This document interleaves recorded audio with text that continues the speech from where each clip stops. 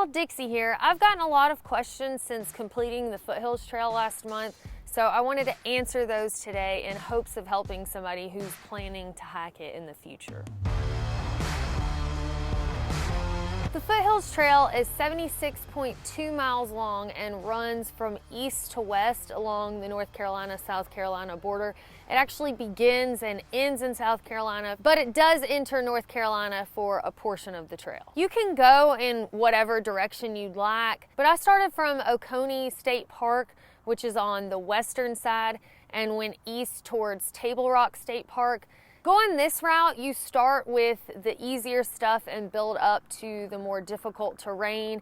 And also, in my opinion, going from west to east, the views get better as you go. The only reason I think that it might make sense for somebody to start at Table Rock and go to Oconee State Park is just in case you're not planning to do the whole trail. So you're getting out there, don't know if you'll ever come back. You're gonna go just kind of as far as you can or as you feel like it. Then you might want to start with the pretty end first. Unfortunately, you won't find any monuments or true markers for the termini on either the west or the east end. We just kind of tagged whatever signs we saw that mentioned the Foothills Trail. I do hope in the future, though, that this is something that is funded, if it's even an interest for the people of the Foothills Trail, but I think that it would be really cool to have an actual marker for the beginning and the end. Another thing that was surprising to me is I knew the trail went to Table Rock State Park, so I just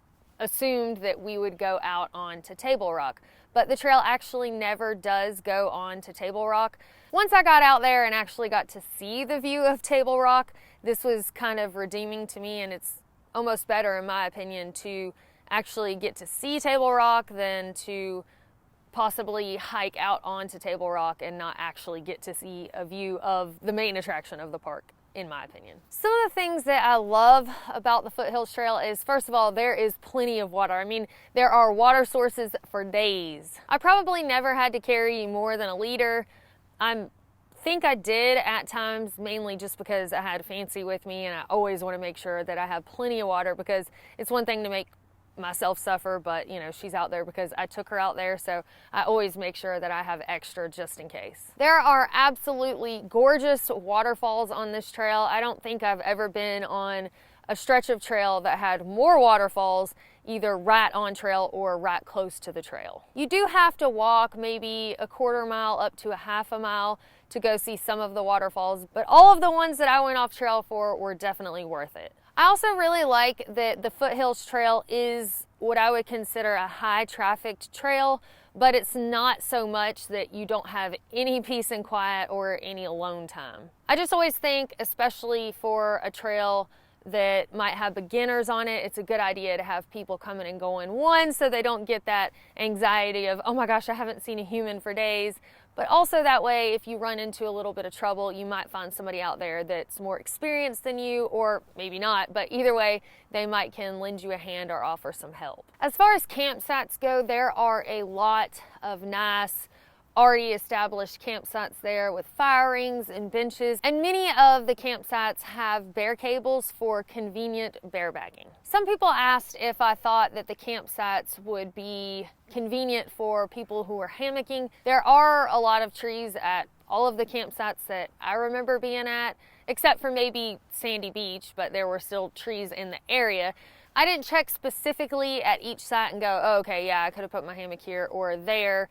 But if any of y'all who have already done the Foothills Trail with a hammock could weigh in on this, then feel free to do so in the comments below. But my guess is if you're a hammocker, you could find something in those camping areas. I really appreciated the level of trail maintenance on this trail. We actually ran into some of the trail maintainers while we were out there who were doing work. But you can just tell that the community around this trail takes a lot of pride in the upkeep of the trail. The trail crews go so far above and beyond that even all of the water sources that you would have to cross and possibly get your feet wet have a bridge over them, except for one where they have a cable and you're kind of shimmying along a rock that's got water flowing over it. But that's the only one time on the trail that I might have had to get my feet wet. If you're into trout fishing, there is a lot of riverside access and different water sources where you could go fishing. I don't know the rules and regulations, but if you're into that kind of thing, you can check into it. And this might be a trail that draws you for that reason. And finally, one of the things that I was really excited for on the Foothills Trail was getting to knock off another high point. So if you're into bagging state high points, you do cross over Sassafras Mountain, which is the highest point in South Carolina at 3,554 feet. The Foothills Trail technically could be hiked any time of year, but I think most people would argue that spring or fall is really the best time to hike this trail. I think for the summertime, considering how much water is out there, that you might find it to be kind of muggy and buggy, but the flip side of that is there are a lot of good swimming holes if it's warm enough outside. Certainly this trail could be done in the winter time, but I'm kind of out on the winter backpacking because I hate being cold. But if you don't mind something like that and you want a little more solitude, I bet you can find it in the wintertime. Navigation on this trail and finding your way is pretty straightforward. It's well marked with blazes and again, very well maintained, so you don't have to worry about playing hide and seek with the trail. Regardless, I still like to have some sort of GPS navigation so I can look at my phone, add an app, and see, boom, I am on this point on the trail. Unfortunately, the app that I prefer to use when I'm backpacking, now known as Far Out, previously known as Gut Hook, is not available for this trail. They haven't routed it out. So I decided to download the All Trails app and then download the layers for this trail, and I used that. It seemed like I would be good to go using that app until I got to Oconee State Park at the beginning of the trail, and I was there checking in and realized that the mileage on the All Trails app seemed off as to the actual mileage of the trail. In the All Trails app, I believe it shows that it's about 67 miles long, when in reality it's actually closer to 77 miles long. So a 10-mile difference is kind of a big deal, but when you spread it out over several days, it really just meant that whatever mileage I thought I had done on a given day, it was within 1 or 2 miles of that mileage. So just to have another source of navigation and a better gauge of mileage, I purchased a folding map from the camp store before I got started. And so I just kind of looked at the app and the map and compared them every day. There are guidebooks, I think 2 different ones that I've heard of for this trail. I don't like having a bunch of extra added weight, but this might be something that doesn't bother you or that you could just look at ahead of time, because I've heard that they're actually pretty informational and helpful for planning a trek, but I kind of like to go and just fly by the seat of my pants. Another tool that I actually didn't hear about until after I had finished my through hike of the Foothills Trail is the Foothills Trail interactive map that's available online. Now, you won't be able to access it when you're on trail and you don't have service, but you can check this out ahead of time if you're somebody who does like to kind of look ahead and plan and know that you've got different campsites within your range. They also show cell coverage areas, different parking areas, and access points to the trail, water sources, etc. So if you want to check that out, I'll put a link to the interactive map in the video description of this video. I'm not sure what the exact elevation gain is for this trail. I don't like to have that number in my mind when I'm out there hiking it, so I kind of check out the elevation profile before I go and while I'm out there, but I don't actually calculate those numbers. But from doing a little poking around online, it seems that if you go eastbound, that your elevation gain will be roughly 10,000 feet, and if you go westbound, then you can expect about 10,900 feet. Some folks have asked me if I think that the Foothills Trail would be a good training trail for the Appalachian Trail, and my short answer is yes. I think if you get out there with your gear on this trail, that it would certainly be a good shakedown trail to make sure you've got everything you need kind of tuned in, and maybe you'll realize some things you don't need that you have. Also, the toughness of the trail in the way that it's kind of rugged terrain in some parts. It can be very rooty. There can be steep inclines and descents, which are all things that you'll see along the AT. There's even this one kind of tricky spot before you go across a bridge where you've got to climb up on a large boulder. And I think it would probably be tough in general. And when we got there, it was raining, so it made it a little trickier because it was more slick.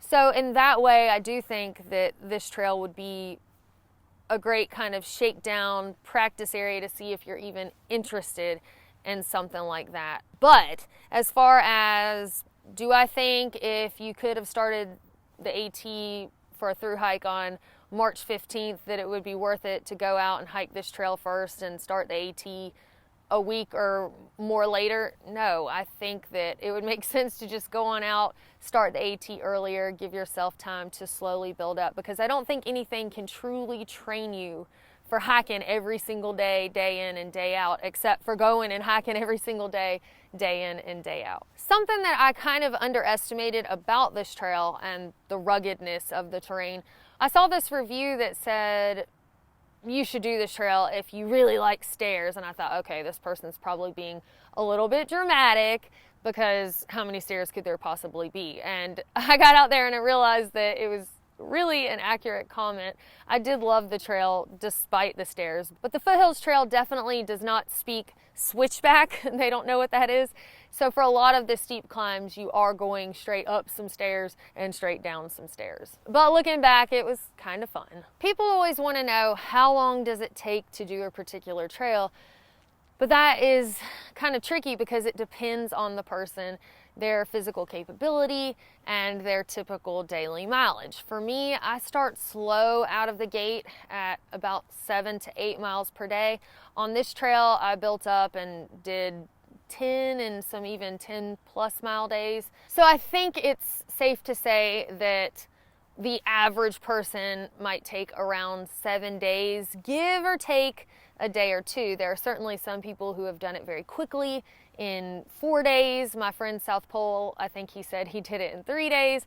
So it really just depends on what you're out there for. If you're out there to push yourself physically, or if you're in a time crunch and you know you can do those larger miles, then it might be something you can knock out pretty quickly. But if you're not in a rush, or you're typically a slower hiker, then you might plan for 7 to even 10 days. As far as resupply goes, there is no town stop along the way where you can resupply, and I think hitchhiking to a nearby town could be a little tricky.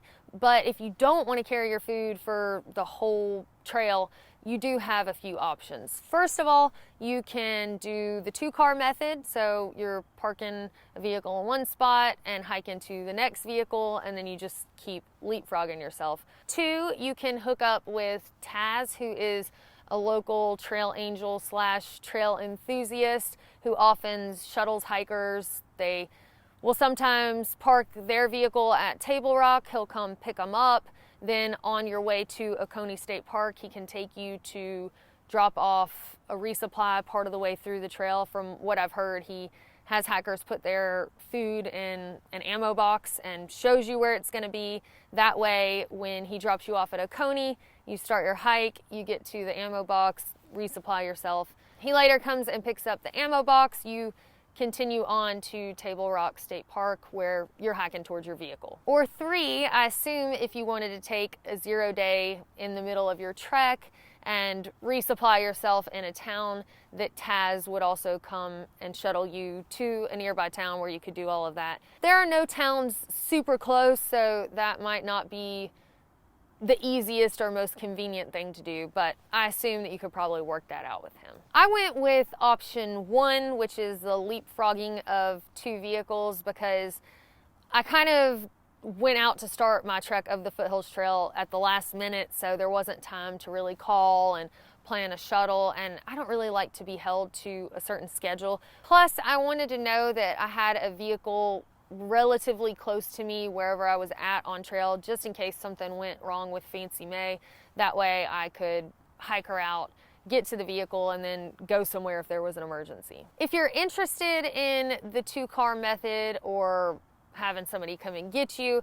The main trailheads are located at, of course, Oconee State Park, South Carolina 107, South Carolina 130, US 178, and Table Rock State Park. But again, on that interactive map, if you check that out, you can see some of the different parking areas. There is about a 30-mile stretch where there aren't any road crossings, and I think the only real bailouts would be maybe by boat. You cross areas where people can come up and park their boat and access the trail that way. Just something to keep in mind. I could see where that might kind of freak out a beginner, but aside from that section, you do cross roads regularly. There are other shuttle drivers than Taz listed on the Foothills Trail Conservancy website, but Taz is the most well-known. If you mention the Foothills Trail on any forum online, immediately people will be like, oh, if you're planning to hike the Foothills Trail, contact Taz. He's a great shuttler, trail angel, etc. And as a side note, there's also a fella that I saw commenting on Facebook that he has a shuttle service out of the Asheville area. He services the Foothills Trail and also some of the other trails nearby. So if you're coming from that area, you might find that useful. If you're flying in to hike the Foothills Trail, you could fly into Asheville if you're just more inclined to that area. But I would think that the Greenville, Spartanburg airport would make more sense, and it seems like they might have more flights coming in. But those are two options that you can look into. But as a side note, for any reason, if you are driving through Walhalla, South Carolina to get to the Foothills Trail, it's pretty close to Oconee State Park, I highly recommend checking out The Hungry Hiker. It's a cafe that has amazing food, and especially the fried green tomatoes are good. So now what about permits and parking, etc.? You don't need an actual permit to hike the Foothills Trail, but you should check in whether you start at Oconee State Park or Table Rock State Park. But if you are going to leave a vehicle, you do need to go to the offices at either Oconee State Park or Table Rock State Park, because they do charge a fee of, I believe, $5 or $6 per day to leave a vehicle, and you want to make sure that you pay for it. That way it's still there when you get to the end. A little side note, if you are going to leave a vehicle at Table Rock State Park, you should check out where the headquarters is located. It's actually across the highway from Table Rock State Park, where you would park a vehicle to end your trek. And you don't have service in that area, or at least I didn't with Verizon, so make sure you have the proper address for Table Rock State Park headquarters so you go to the right spot to pay to leave a vehicle. One of the things I love about the Foothills Trail is that they don't require you to plan your camping spot ahead of time. You don't have to make a reservation or pay each night for camping, nothing like that. You can go in and just as you go along pick what campsite you want to stay at because you've had enough hiking for the day. And you actually can stealth camp along the trail in most areas of the Foothills Trail. There might be a section in Whitewater that doesn't allow camping at all, and then in Table Rock State Park you are not allowed to camp along the trails. But other than maybe a couple areas, you could stealth. I wouldn't, because they have such wonderful, well-established campsites. For less impact to the trail, it's definitely better to camp at a spot that's already established. And I mean, that's just like the best chance for a nice piece of real estate when you're camping, with benches, fire rings, etc. Just a note about camping or not being able to camp in Table Rock State Park. You want to keep that in mind so that if you start your hike there going westbound, that you have enough time during the day to get out of the park boundary before you camp. And then also when you're setting yourself up to finish your hike, there is a campsite not far from the boundary of the state park, but you do have to mind the boundary and camp outside of it. Some people asked about road walking on the Foothills Trail, and there really isn't any to speak of. There was one little piece where we walked down a gravel road from a parking area to cross a highway, and then it was right back to trail. And there are some areas where the trail is a dirt road, like an old forest road type thing, but there's no real road walking to speak of. Nobody asked about this, but I just wanted to share it. There are some cool opportunities to see a sunrise/sunset.